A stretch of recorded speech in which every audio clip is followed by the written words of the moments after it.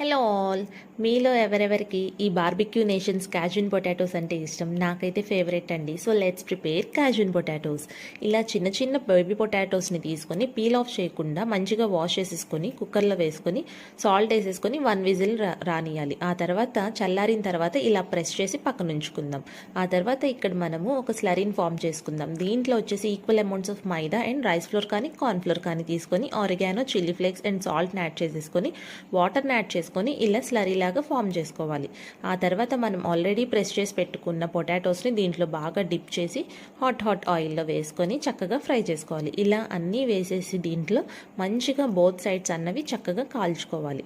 ఇది కొంచెం అయ్యేలోపు మనం ఇంకో ప్రాసెస్ చూద్దాం. దీనికి మనము సాసేజ్ని ఒకటి తయారు చేసుకుందాం. దీనికి వచ్చేసి మయోనీస్ కావాలి, chilli flakes, pepper powder, oregano, salt. ఆ తర్వాత దీంట్లో మనము రెడ్ చిల్లీ సాస్ని కూడా యాడ్ చేసుకుందాం. ఇలా మీ స్పైస్కి తగ్గట్టు వేసుకోండి. ఇవన్నీ వేసుకొని చక్కగా మిక్స్ చేసేసుకొని మనము కన్సిస్టెన్సీ కోసం ఇక్కడ మిల్క్ని యాడ్ చేసుకుంటున్నా 3 to 4 table spoons. And also మీరు దీంట్లో ఆనియన్ పౌడర్ అండ్ గార్లిక్ పౌడర్ని కూడా యాడ్ చేయొచ్చు. నా దగ్గర అవి లేవు కాబట్టి నేను ఆనియన్ని ఇలా పైన ఇలా జల్లేసుకొని కొరియాండర్తో సర్వ్ చేసేసుకున్నా.